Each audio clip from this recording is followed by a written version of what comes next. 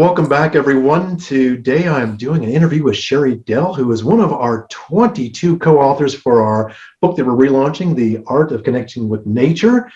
And we did this original journey back in 2016 is when we did it. And Sherry, you have two chapters, I'll call it. One is a practice, which is practice in chapter number 8, which is a blackberry practice. And then you've got what is your chapter 11, which is what the loons know. So I love that even your chapters are tied to the nature concept. So one of the first things I've been asking all the other authors is, so in this 5-year period, so that it's a very short window of time, but a really large time frame as well. What have you noticed that has changed possibly with your connection in nature and how you approach nature, maybe how you integrate with it, or what its messages it's giving you now that maybe were different than 5 years ago? Yeah. So much. It's fun to think. It's so fun to think about that. You're right. 5 years goes by on one hand in just a second, and then on the other hand, every day is eternal. So, there's so much. Well, as we were speaking before we started, I completed a life goal of mine, which was to hike part of the Camino de Santiago in Spain in 2019. I did that early in 2019. So that was the first time I'd really gone on a pilgrimage all in like that. I just set out on the path and walked for 8 hours a day. And,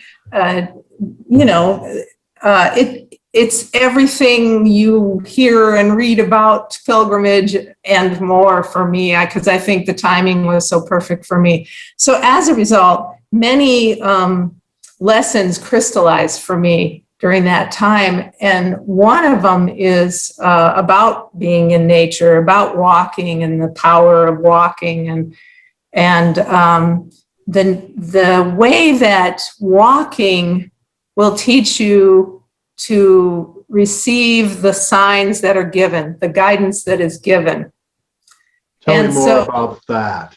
Yeah. What are you talking about to receive the sign? Because, again, so many people, when we talk about connecting in nature, so many people with that, what they end up doing is well, I go out in nature, I go on runs, I go out on hikes, I go and camp, I do all these things, but oftentimes our minds are running right on that rabbit wheel. We'll call it a rabbit wheel. They're running on that rabbit wheel, and the little rabbits hopping down there and turning that wheel. Our minds just keep spinning, and we get done with the hike, and it's like, I don't remember anything. I didn't observe anything. I wasn't part of it. I was there. You were in nature, but you weren't connecting with it. You weren't really integrating. You weren't communing. You weren't receiving. So I'm guessing what you're talking about with trails talking to you and so forth are way different than I'm a runner and trying to make my best time yet today.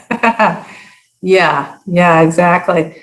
Well, okay. So on the Camino de Santiago, it's actually several thousand miles of trail that have been developed for a couple thousand years. And now in this modern era, there are actual yellow arrows pointing your way across country, because you walk through cities, but you walk through farmyards and barnyards and wilderness and forest, eucalyptus forest, and all manner of places. So the yellow signs are out there. So the first day I was out, it became really clear to me that if I pay attention to the signs, I can't get lost. I'm guided.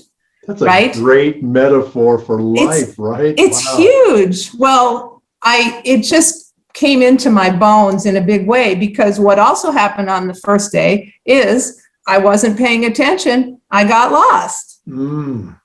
It's so easy to be in your head. Even when you're alone in silence, walking in a beautiful new area, you still can miss a bright yellow sign that's pointing. And so the message that was taught to me the first morning was that when I miss a sign, I have to stop and go back and find my way, find the direction again, find the guidance. Because if I don't, I'm going to end up walking a lot more miles. It's going to get harder and harder if I don't just turn around and go back to where I had guidance. So yes, you can hear the metaphor in that. And what has happened for me since then, and I would just say even on the Camino, it just came through to me in such a big way that in nature, when I'm in nature in that way, where I'm fully receptive and present, I am given guidance in every breath, in every breeze, in every footstep. I mean, the guidance became so obvious to me. And can you feel it, Mark? I can just feel. Yeah, absolutely. Because I so viscerally know what you're talking about there. It's like, oh, this is such juicy goodness here. Yeah. Oh, I can feel it. I hope everybody can feel that. And so with that came the realization, another part of it is trust, right? That's part of the gig. When you come present in nature, when you open to receive, you are invited and really required to trust what is given. And so that has continued on for me now that I'm back home, and I'm a dog owner. I'm out on the trails every day with my doggies, and I feel the way that trust is necessary, but it's more than that. It's an invitation to trust. And every day I step on the trail, there's this invitation, trust, and in the trust, the guidance is given. And that guidance is in all things. It can be really mundane, practical things. Should I go left or right? And it can be much more profound and philosophical and spiritual things that are, certainly we were just coming through a pandemic. It was very helpful to me walking in the woods during the pandemic in this way, so that guidance is given about how to survive a pandemic on all these levels, right? That we all have just come through, trying to survive a pandemic. I mean, can you imagine that we have lived through a global pandemic? It still blows my mind. Right. Who would thought in this day and age that was even possible? I mean, if you'd said that a couple of years, we were just laughed like, that could never ever happen. And now it's like, oh, this could happen. Like, this isn't hard. I mean, luckily this particular pandemic, other than its sneaky ability to kind of hide and not be seen and still have people be able to be contagious, it's really pretty benign in many ways. I mean, if it had been like a SARS or a MERS or whatever those are 50 and 60% lethality, we'd be talking a whole different story here, right? So it's fascinating to hear. That's one of the questions I wanted to ask you, is of how things have changed or how did things change during COVID for you? What did you recognize in nature? And it sounds like it's like, oh, this is part of my practice of getting through it, was to be in nature and immerse in there, and it helped guide you through, give you clarity and answers and understanding where there weren't any before. Yes, and even more so than that, Mark, because so in November of 2019, my husband took a bucket list trip to Asia and toured all over Thailand, Cambodia, Korea, and came home with what now we call COVID-19. Oh, and so he was sick for a few weeks and got better and was okay. But I got sick about 4 days after he did. And I mean, it hit me hard. I was in bed for 28 days. And then I still don't have my taste and smell back. Here we are a year and a half later. And it was a good 6 months to recover. Like, it took away all my strength and I had to start from scratch.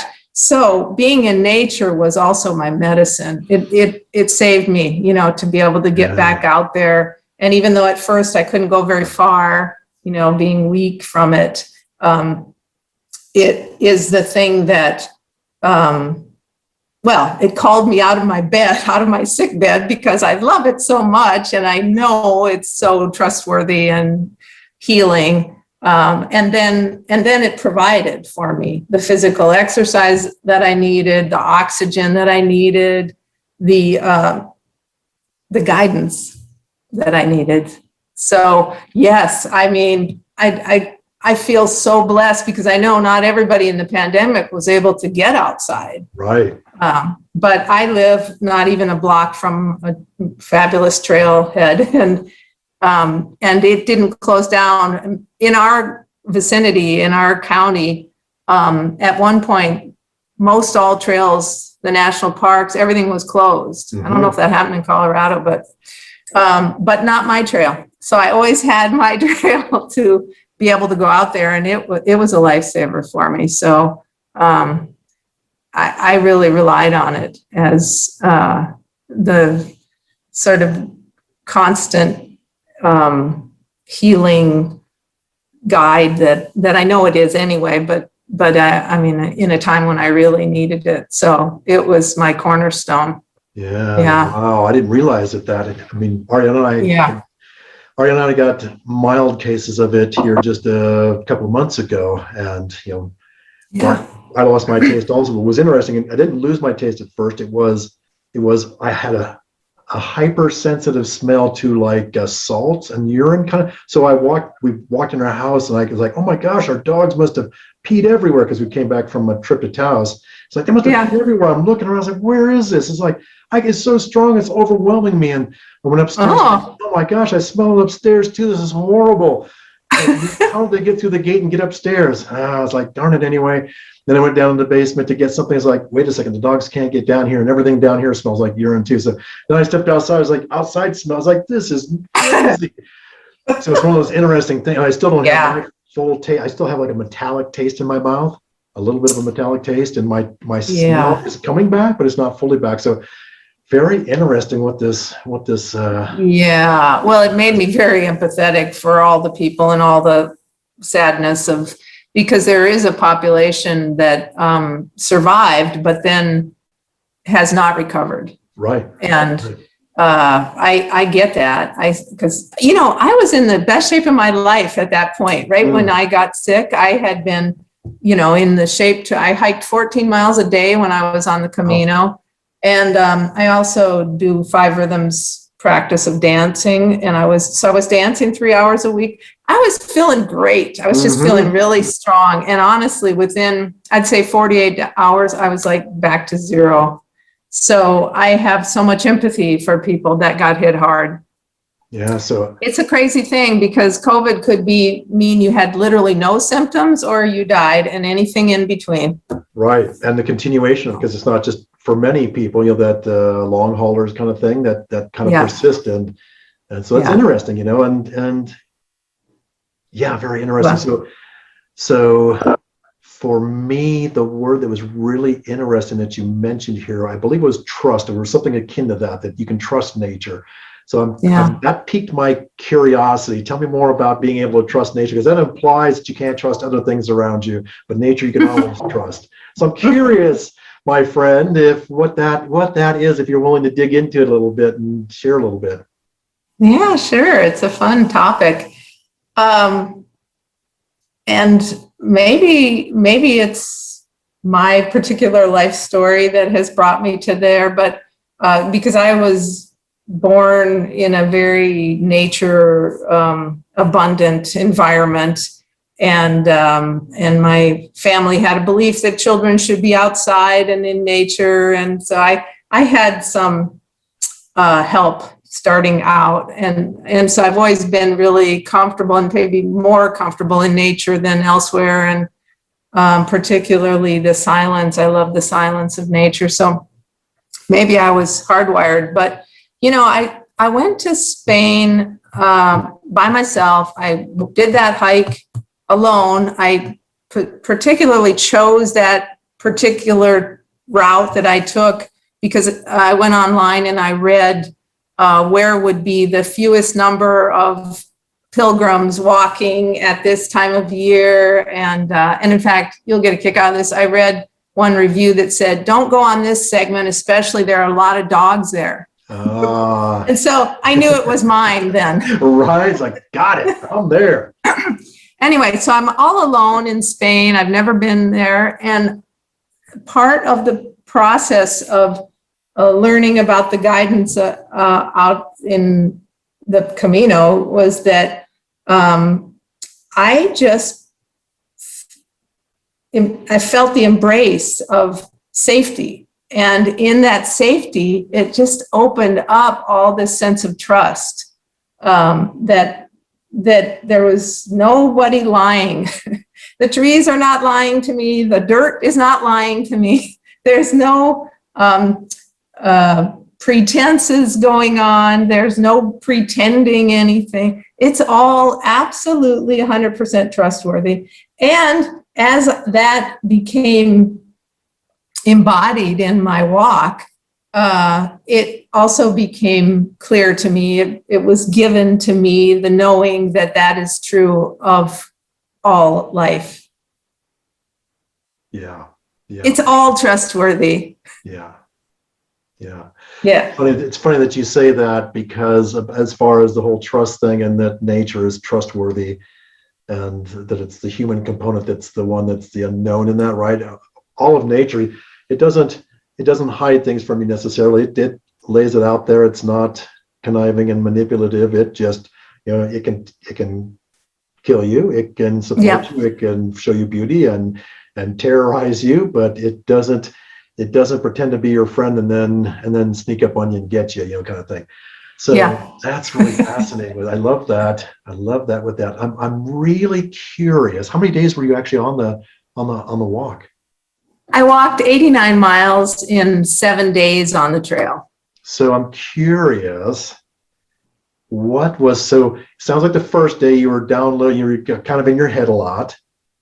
You're doing that. Well, it took a little bit. It took a morning anyway, because I had these wake-up calls of getting lost and having to find my way back. And, right. Which is, when you're X miles away from any place to get food, water, or shelter, you're motivated to not walk extra miles, right?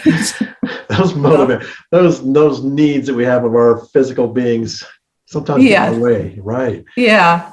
And I really was alone. On the Camino now, there are segments and times of the year where, pre-COVID anyway, where there would be thousands of people arriving in Santiago every day.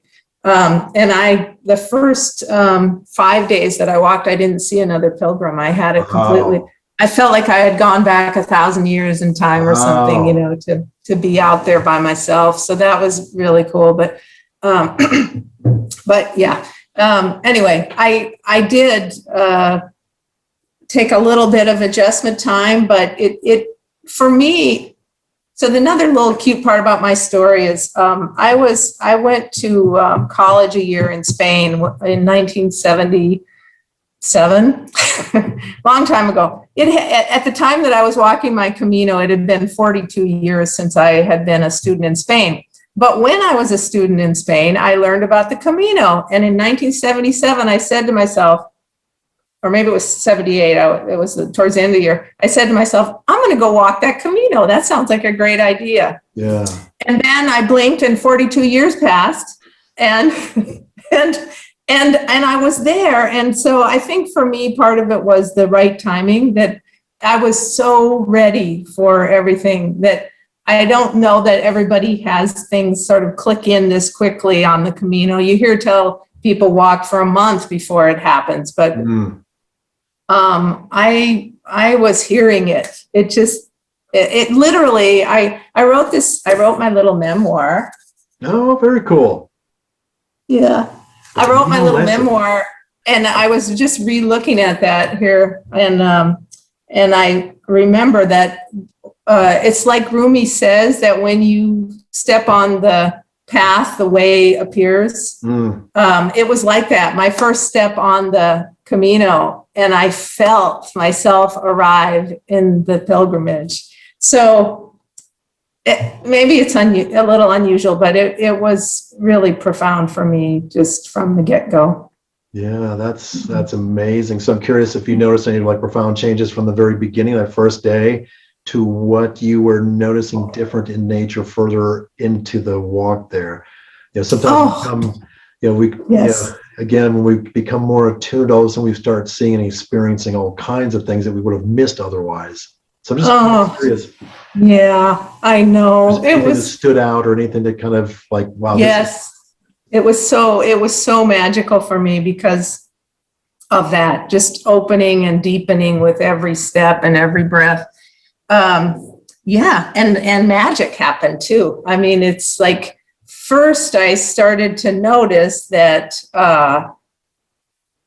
everything was unspeakably beautiful. It was spring. It was the end of March. I was there, so everything was just blossoming, and all the animals that I was walking through, countryside, farmlands, and so horses and goats and lots of dogs and cats and bunnies. And at one point I had a feeling like I was in a Disney movie. There were butterflies floating and birds were chirping and the air is that's awesome. I perfume. like that. I can hear it.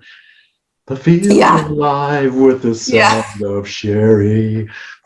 It was so good. And then at various times, I started to feel time sort of loosen, that there was like, it felt like time travel. So certain Mm, eras of my life came, it was like a life review, wow. but in a very palpable way where I could smell and feel and see things that happened 30 years earlier or 20 years Uh, earlier. Or, I had a German Shepherd once in my life. He died in 2003, so this was 16 years later. And I'm walking along in the middle of nowhere, and this German Shepherd comes running up to me. His pictures, and I took a lot of dog pictures on the trail. And he sat at my feet and looked in my eyes, and I swear it was my dog. I mean, it was like he mm, was there, you and recognize him.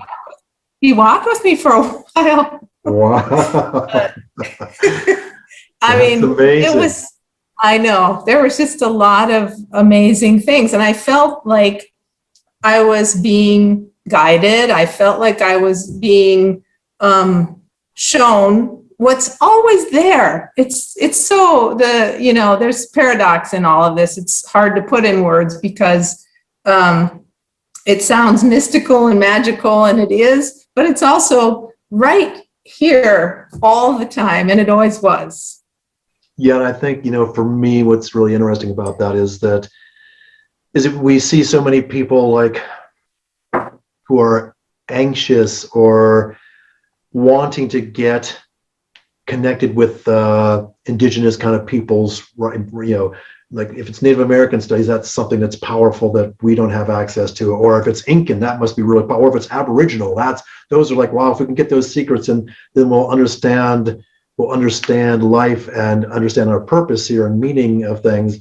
And that's all true, and it's all available to us at all the times, right? And that's the thing that, again, part of this book is about is how, and that's the art piece I talk about is, it's like, why art? Is like, because there's so many different ways of approaching nature, so many different avenues that you can get there. But if you take the time to immerse in there and open up and receive, then from my experience, nature, spirit, life, the divine, all that will be in, they're waiting to communicate. It's not like they're the ones who are holding back. It's us sticking too many things in our living in the past or the future, right? In that conscious spectrum of what I've got to get it done, or what happened back there, or who did me wrong here, or whatever it is, that we forget about the gift of that really present moment of connecting in. And that's what I love about our book, is that each of us comes from things in a different way, and there's bits and pieces of almost all of what each author shared that I was like, oh yeah, I've got a piece that I remember that aspect, and I know, when you're talking about about your experience of being guided and feeling divinely inspired. I mean, I've had so many experiences with that, and really Yeah. listening to nature talk to you is like, oh yeah, I'm a nature talker, and nature talks to me when I give it the time and my presence, and my intention, and kind of like that. There'll be people who will watch this, or people who will go, "That's all a bunch of bunk, and that's not real." And it's kind of like I keep going back to that. We are such powerful creators, and as Henry Ford said, if you think you can or can't, you're correct. And the same applies here. If you think nature can't talk to you, it won't, because you're not open for it. And if you think it will, it does or can, then you're open for, you've got that antenna up and you're tuned into that station, and you're an active, receptive antenna for nature and for the divine to speak to you and to be guided. And for me, the real gift, and one of the reasons why I actually wrote this book, Sherry, is because of those kind of things going, oh my gosh, when I am super plugged in, there's never a concept of being alone, never of being alone. And you see, like you said, the beauty that is beyond words that you can't really put into words. It's just actually putting them into words does it a great disservice in many ways. Like, I'm not capturing this experience. It's not doing it justice, and aren't enough words or flavors or colors in the rainbow or spectrum to share it. But if we can get us plugged in that way, then all of a sudden this, so many of us are hurting, feeling alone. You can be around a lot of people and feel alone. With some of my most difficult times in life, I was spending time in nature, a lot of time in nature, which was that it was the elixir that got me through. It was the thing that I was able to see past the pain and stuff that was going on, and understand a bigger piece of life with that. So absolutely.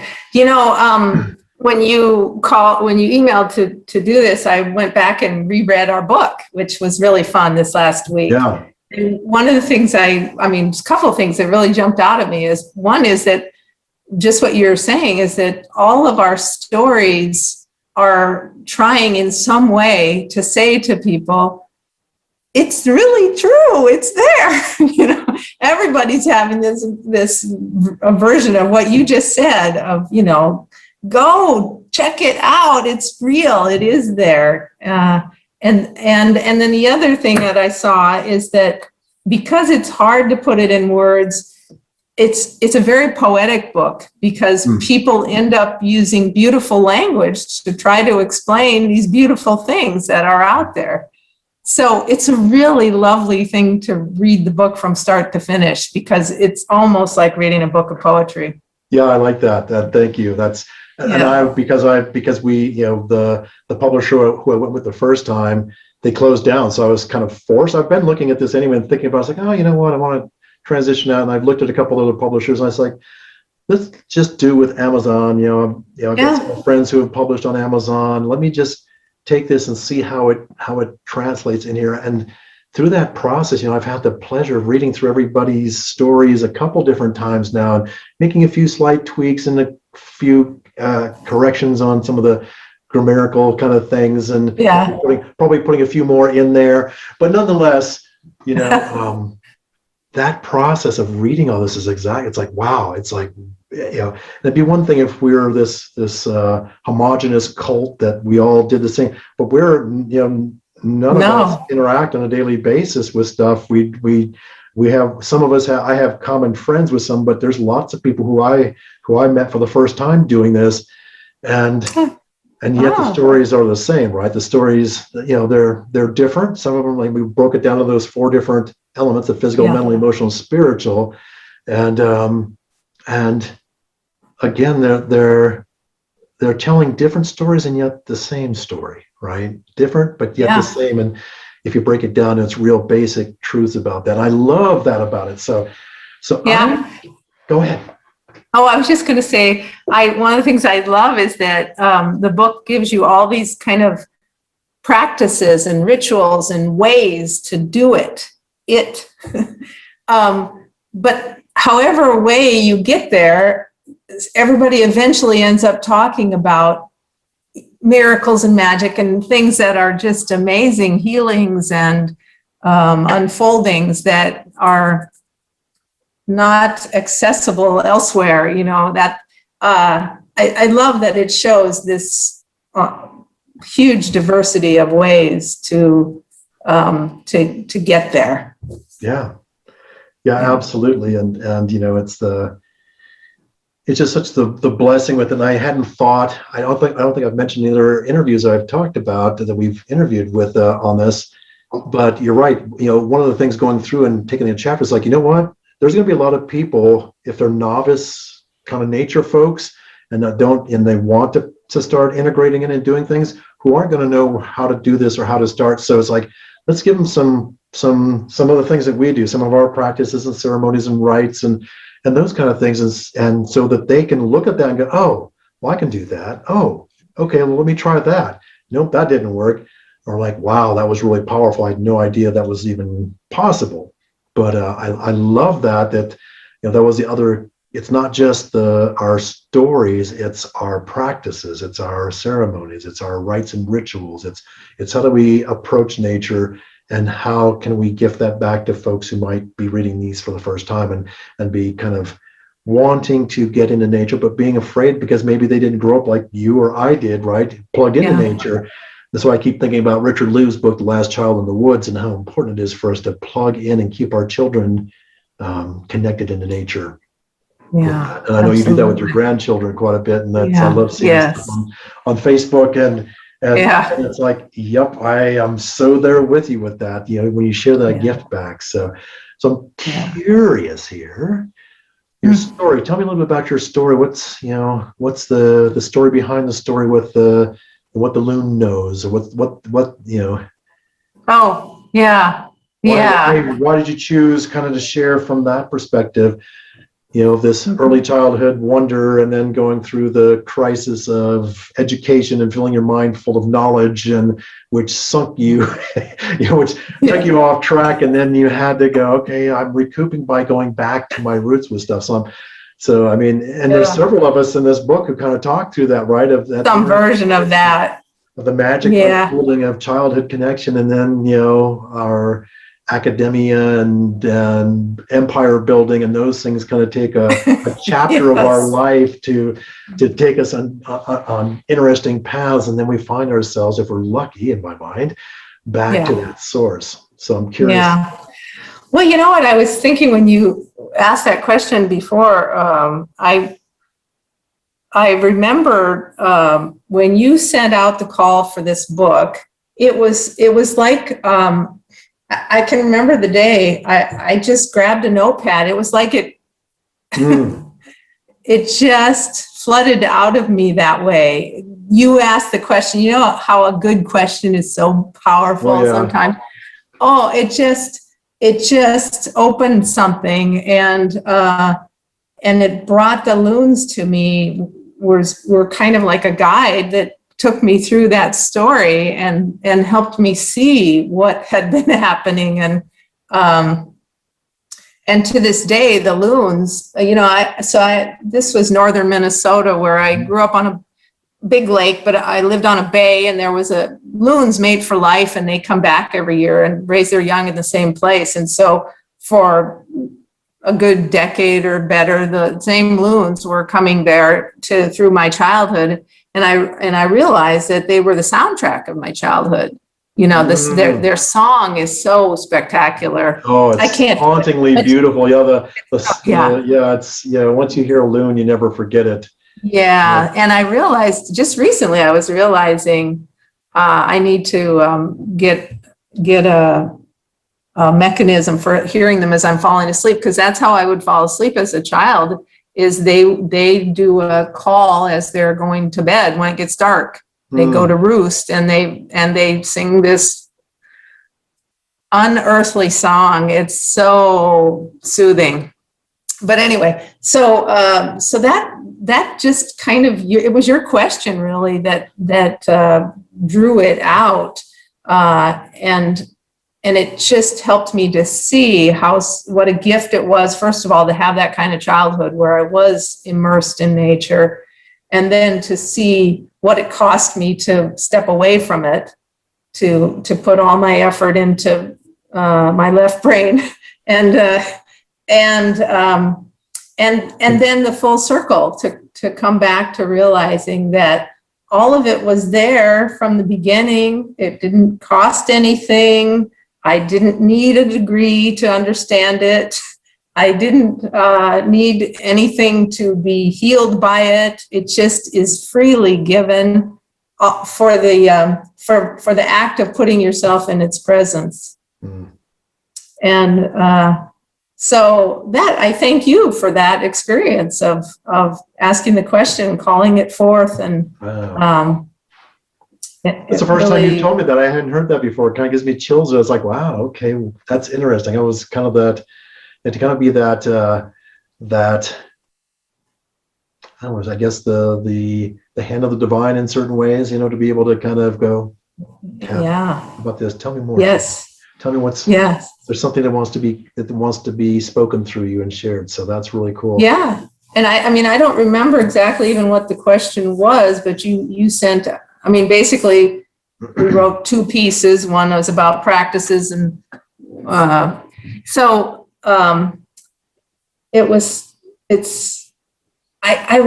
just encourage anybody to think about the question. What is the question that has the magic or has the medicine for you? And to put yourself in nature too, to let the question be answered in nature, because that's now, I feel like my practice now. By the way, I think I wrote in the book about the simplicity of finding any gateway you possibly can. Just find a rock that you like the shape of it or anything. But my new thing now after the Camino is that it's my own feet that are my gateway. So literally that thing I was saying about the first step on the path, all I have to do now at any point that I notice I'm not present is to put my awareness in my feet. My feet are on the earth, and feel that connection. It takes about 2 steps and I'm there again. I love that, Sherry. That's really cool. Yeah. So, yes. And you know what? You don't have to remember to bring them along. It's just there. Thank goodness. For most of us anyway, thank goodness, right? Yeah. Wow. Yeah. What a gift. Right. Again, that, and being present to that again, bringing your focus to that, and not only hoping that nature or that the divine will respond to you, but knowing, again, that's that trust piece of going, well, if I do my part, it's not a question of if or maybe or why, but it's an absolute like, oh yeah, this is the formula. This is the methodology of how I plug in. So yeah. Tell me if we're running out of time, but when I was on the Camino, towards the end, I started to meet up with other pilgrims. And one night I was staying at a place where there were 2 other gentlemen having dinner. And on the Camino, all pilgrims are kin. So anyway, we sat together to have dinner. And it turned out these 2 people had hiked the full Camino, thousands of miles, dozens of times. Really? And in fact, one of them he has a job as there's a club in LA of Camino walkers, and he's actually the president and all that.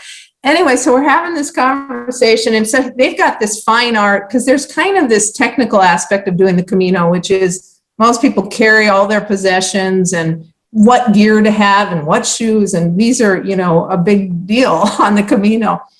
And so they were talking about all that, and they've got that fine-tuned. And so I sat and listened to that conversation for half hour or better, and then they asked me something, and I said, well, and they were really focused on their time, how many miles they could get in a day. They were doing twice as many miles a day as I was doing. And so they were really trucking, almost running, and they're real proud of that. And it was clear to me that the experience was a physical accomplishment. It was that kind of like running a marathon kind of. Right, or I climbed the peak, or I did this many 14ers, or whatever it is. Yes, it was like that. And I remember saying to them, Well, but what about, don't you find the meditative quality of being in your feet just overwhelming? Like, I mean, that was what was on my mind. It's like, it's a full-time, so for me, I was walking 8 and 9 hours a day. So I had increased my dose of meditation from what normally is 20 minutes a day or something to 8 or 9 hours a day. And I was feeling almost, blown apart by that. And they looked at me and they said, I've never thought about that. And here they are, expert. They'd done it for so many years and really loved it. And it was very transformative for them. I don't mean to it's just so interesting, the difference, that they were, that all that time they were working on that level as opposed to noticing what was available through their feet. Yeah, and I think that's the truth of all. I mean, we're certainly in our Western world, but I think most of the world is moving in that direction as though it's a great thing to move towards, which is more and more work and busier and more technology, which keeps us locked on and locked in instead of separating out and finding the stillness and the quiet and what it has to offer. And the beauty of this, again, is that all of us, I mean, nature doesn't discriminate with that. It invites everybody in on their own terms, and we each have our own adversities that we have to get through and work through to and find what it has to share with us and what our soul is asking, really at the subconscious and superconscious levels. What is it really wanting us to pay attention to? And it's fascinating how people can do it a dozen times, this several thousand-mile trek a dozen times, and it's all about the accomplishment as opposed to the process and how could they be so transformed if the next time and maybe that will be the seed that you plant. It's like, I don't know who that woman was, but she said this thing here, and I'm going to at least for a portion of it, I think they kind of got it because you can't walk that many thousand miles and not know that you have feet. So I think, they were maybe open to the idea of paying attention in a different way then, but. It's that seed planting, right? And that's the beauty. I mean, that's what I say about this. This is about seed planting. This isn't going to give you any answers.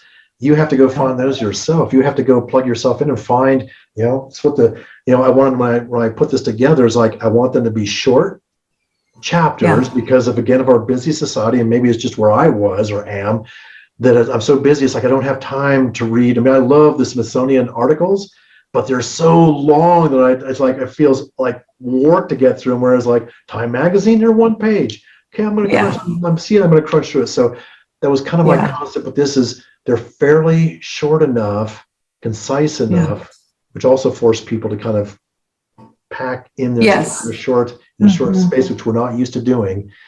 And then it allows people to just kind of open it up as a guide. It's okay, what do I need to hear today? Just flip through it, and whatever page you open to, that's the gift that you're that you're going into. So a little bibliography there. Right. It's you definitely do not have to read it from start to finish. It's very digestible in little bits. Yeah. Absolutely. Yes.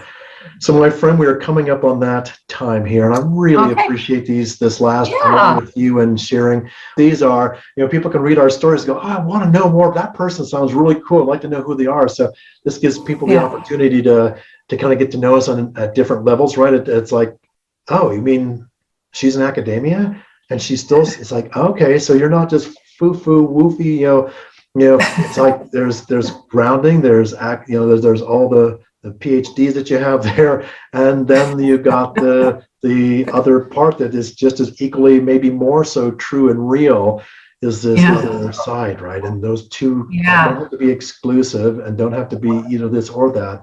And that's part of the beauty that I see with you, that you bring both sides of that together and give people kind of the ability to go, yeah, okay, well, if this person who has these degrees and has studied for her life with this also has this, well, maybe that could be true for me too. Maybe that's the push I need, is like, well, that's only for those kind of people to connect to. And it's not. Yeah. So. No, you just have to be human is the only criteria. Yep. Thanks so much for doing it. It's fabulous to get to re-experience and reconnect on it. Yeah, and you're so welcome. And again, thank you so much. And this is the end of our conversation with Sherry Dell, our one of our co-authors here. And we look forward to seeing you all and some of the other outreaches there. And that's all I've got, my friends.